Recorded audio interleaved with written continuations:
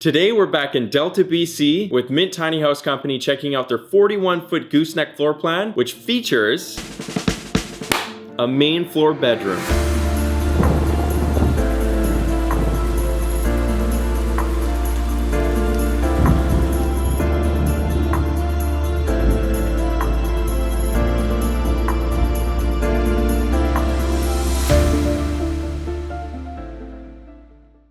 Welcome back to the channel, everyone. Like I said before, today we're looking at a 41-foot gooseneck floor plan featuring a main floor bedroom. But before we get into the inside of this home, I want to take you guys outside, highlight a couple key features, so let's check them out. The home is built on a tri-axle gooseneck trailer, as you can see here by the front. And an important thing to highlight about this gooseneck trailer is that it's actually built a little bit lower than a standard gooseneck. What that means is this is going to have to be towed with a flat deck truck. Because of that height difference, if you were to tow it with a truck with bed sides, on your first corner, you're going to be taking out the bed side of that truck with the corner of the home. That being said, Mint does deliver these homes, so if you're not set up to tow something like this, they've got you covered. You do have two plugins located at the base of the front door. These are here for those of you who are going to be building a deck out front of the home. That way you can plug in deck lights or anything else you might need a power source for. As we come to the passenger side of the front of the home, here they've included a little storage bay. Inside of here they have it nicely finished and they have plugs included as well. Now this tiny home was built without holding tanks, but in the event that you wanted a freshwater tank,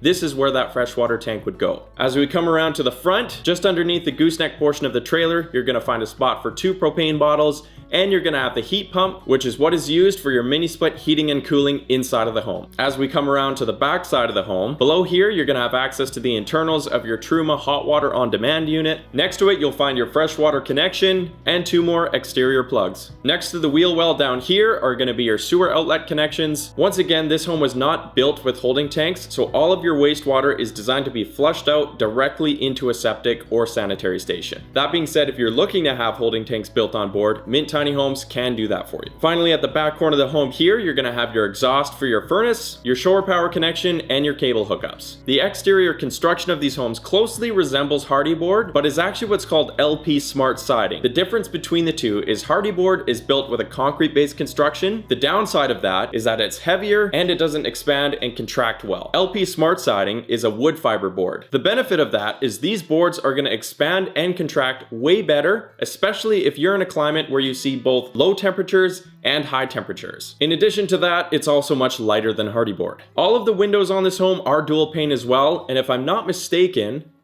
it looks like they all open as well. So if you're in a warmer climate and you don't feel like turning on the air conditioning, you can open up all of these windows and let in a nice cool breeze. Finally, at the very top of the home, you're going to see the roof, which is built from a metal Duraclad. I think it's time we took a look at the inside. I feel like I say this every time I walk through Mint's builds, but this looks like it might be my new favorite floor plan. When you first walk inside, you step past this really cool front door. It's got a dual pane window from top to bottom, which helps bring in lots of natural light into the kitchen area. Side note, for a lot of you, I know you don't like having a full glass window pane for your front door, and so there's a couple things you can do about that. One is that you can put in a blind so you can completely shut off that visibility, and number 2, you can just change your door. Once you're past that front door, you enter directly into this kitchen space, which I think they've laid out perfectly. The kitchen features a U-shaped design, giving you plenty of counter space for prep and for eating, and does a great job of utilizing the space in the back of the home wisely. Against the back wall, you're going to find a Frigidaire fridge and freezer off to the left-hand side. Above that, you do have overhead cabinetry all along the back wall. Something I especially like is they've implemented a little bit of exposed shelving here for those quick access items. For cooking appliances, you have a Furrion gas stovetop. You also have a Furrion gas oven and a Furrion overhead range. For the kitchen sink, they've installed this huge white ceramic apron front sink, which is accented really well with the chrome faucet. Like most of the Mint Tiny House builds, they did include that window above the sink, which I really love. If you're busy in the kitchen and you don't have anywhere to look except at a wall, somebody did something wrong. So I'm a huge advocate for that window above the sink. Along the wall space just above the kitchen counter, you're gonna notice plugs every few feet. So if you've got your coffee maker, your blender, and anything else that needs power, you've got plenty of it here. Below the countertop, you have plenty of storage as well, with drawers that slide all the way out. They have a ton of depth to them, and one of my favorite parts is they're all soft close. This isn't something everyone chooses to install in their tiny homes, but it's something Mint does, and I love it. If I had to choose one part about this kitchen that I love the most, it's probably this mini wine rack. This is obviously a space that can be customized to your choosing. If you're not into having a wine rack, I'm sure this can be converted into some other kind of storage, but I like my wine and I love that I can store it here. Another really great design aspect of this home is these really cool rustic hanging lights. I wouldn't say they're necessary in terms of lighting, but you've got 3 of them overhead and it makes the aesthetic of this home way nicer. On the far side of the counter, and actually where I'm sitting, is where you're gonna find your formal dining area. Now I'd say you have enough room for 2, maybe 3 people here, but in my opinion, there's plenty of space behind me in the living room, so if you had a couple extra guests, you can seat them in there and you can all eat together. Now just past the kitchen and behind me where I'm sitting is gonna be the living room. Mint has had this home professionally staged, so it's really nice to be able to get a glimpse of what this home can look like once you purchase it. To the left here, they've put in this really comfy couch, and just above it, again, you get a massive window that opens and brings in a ton of that natural light. Just across from the couch is an area where you can customize to a certain degree. They've put in this cool little bar cart and you can put books and different items on top. But if this were my home, I would put a TV on this wall. And as you can see on the wall, they have included the cable and the 110 plugs, so you can do so. One thing I will mention about these homes is that pretty much every space you see on the wall is a place where you could potentially mount more storage space. I know for most people in a tiny home, storage is a premium. And so the nice thing about these builds is that each of these walls are a structural component to the home. Therefore, you can add extra cabinetry or you can add extra shelving if you find this isn't quite enough. So keep that in mind. But in the living room here, I would certainly mount my TV on the wall and maybe some surrounding shelves for books and other items. Just past the couch and up on the wall above the plant here is your mini split heating and cooling system. Many of you are familiar with what this does, but if you're not, this unit is going to be responsible for both your heating and your cooling inside the home. Now that we're on the topic of heating and cooling, there are a couple other sources in this home. If you look around on the walls, you're going to find there is an electric heat source, and in the floors, you're going to notice there are heat registers for the forced air furnace that also provides heat into the home. There's a reason they offer a few different options here, and I'll go through them with you. The mini split system doesn't operate well below 23 degrees Fahrenheit. So if you find yourself in a climate where you're starting to get that cold, you can do a couple things. One would be turn off the mini split system and turn on your electric heating in the walls. Or number 2 would be that forced air furnace that you have installed as well. One thing I will mention about the forced air furnace is that it operates off of propane. So you will have to have a propane hookup. Another thing to keep in mind is that forced air propane gives off a wet heat. So if it's really cold outside and you're using that as your heat source, you might start to find condensation buildup on the windows. This is where that electric heat in the wall is going to be the best option for you in a cold climate. Now, obviously, over my left shoulder here, you're going to see a ladder, and we all know what that's for. This tiny home does come with a loft. In this loft, you're going to find a spot for, I think this is a double bed, but you could probably fit a queen bed in here as well. You do also get some storage on either side of the bed, as well as plugs and a light switch. Another great feature about these lofts is these windows do open up on either side if you want to let in. You guys can probably hear that train.